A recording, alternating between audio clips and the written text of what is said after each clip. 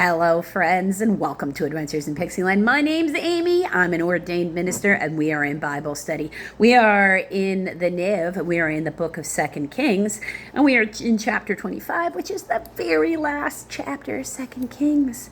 So we are completing a chapter of the Bible today, and that is always exciting as we march through the Word of God to help us, try to find our place in this very human world based upon what we can learn from these humans from our past. And that's always a beautiful thing. The fall of Jerusalem.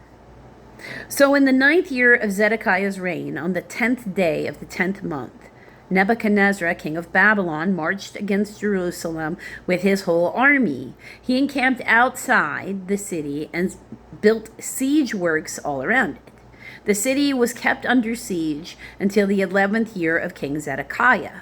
By the 9th day of the 4th month, the famine in the city had become so severe that there was no food for the people to eat. Oh no. Then the city wall was broken through, and the whole army fled at night through the gate between the two walls near the king's garden.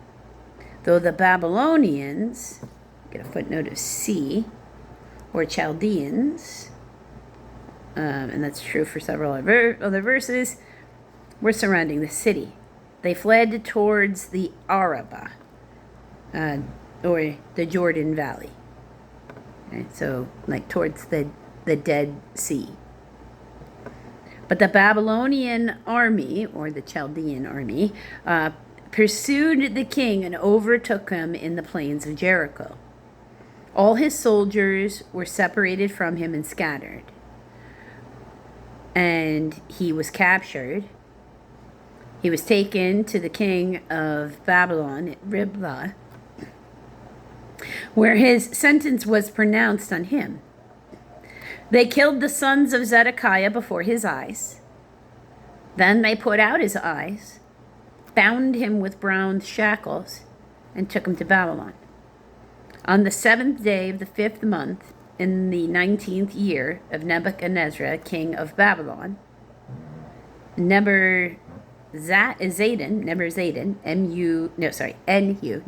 N-U-B-U-Z-A-R-D-A-N, commander of the imperial guard, an official of the king of Babylon, came to Jerusalem.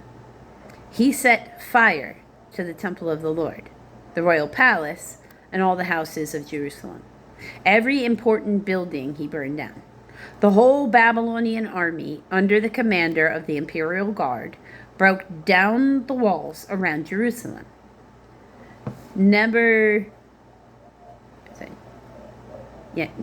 Nebuzaradan, the commander of the guard, same person, I'm just making sure I'm, pronouncing all the letters of his name. Bear with me. Carried into exile the people who remained in the city along with the rest of the populace and those who had gone over to the king of Babylon. But the commander left behind some of the poorest people of the land to work the vineyards and the fields. The Babylonians broke up the bronze, I think it's going to say pillars. Yep, bronze pillars. The movable stands and the bronze sea, so that's the giant bowl of water that they would have been, sanctifying themselves and other things in, that were at the temple of the Lord, and they carried the bronze to Babylon. They also took away the pots, shovels, wick trimmers, dishes, and all the bronze articles used in the temple service. The commander of the imperial guard took away the censers, again, bronze censer. Look at it, how it has all these crosses in it. See all the crosses? Censers. It took away all the censers. And sprinkling bowls, and all that were made of pure gold or silver. The bronze from the 2 pillars and the sea and the movable stands which Solomon had made for the temple of the Lord was more than could be weighed. Each pillar was 27 feet high. It's got a footnote of A.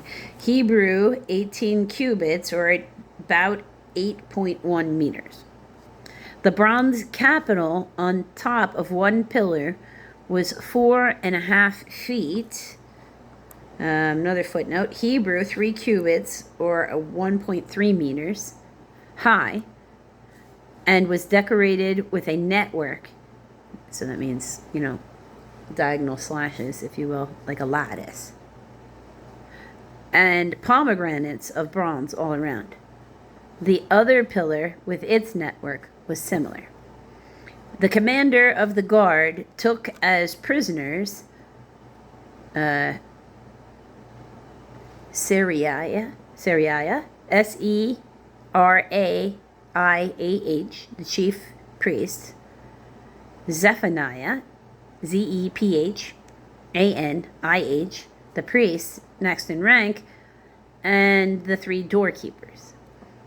Of those still in the city, he took the officer in charge of the fighting men and the 5 royal advisors. He also took the secretary, who was chief officer in charge of conscripting the people of the land, and 60 of his men who were found in the city. Nebuchadnezzar, the commander, took them all and brought them to the king of Babylon at Riblah. There at Riblah, in the land of Hamath, Hamath, the king had them executed. So Judah went into captivity away from her land. Nebuchadnezzar, king of Babylon, appointed Gedaliah, Gedaliah, son of Jehoiachin, Haikam, the son of Shaphan, Shaphan, to be over the people he had left behind in Judah. When all the army officers and their men heard that the king of Babylon had appointed Gedaliah as governor, they came to Gedaliah at Mizpah. Ishmael, son of Nethaniah, Nethaniah, Johanan, Johanan, son of Kareah, Kareah, Seraiah, Seraiah, son of Tanahumeth, Tanhumeth, the Netophathite, Netophathite,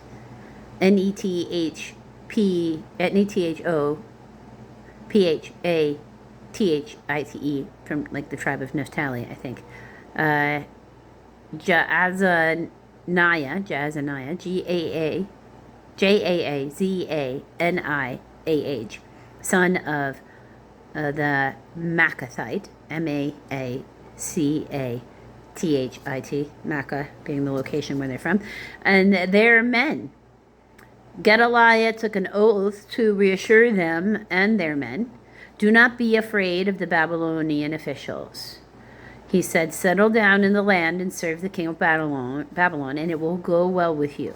In the 7th month, however, Ishmael, son of Nethaniah, and the son of Elishama, who was of royal blood, came with 10 men and assassinated Gedaliah, and also the men of Judah, and the Babylonians who were with him at Mizpah. At this, all the people from the least to the greatest, together with the army officers, fled to Egypt for the fear of the Babylonians. Like, no, they just don't want peace. They're just going to come in and kill us slowly. We're leaving. Jehoiachin released. In the 37th year of exile of Jehoiachin, king of Judah, in the year of evil, literally EVIL hyphen Merodach, MERODACH.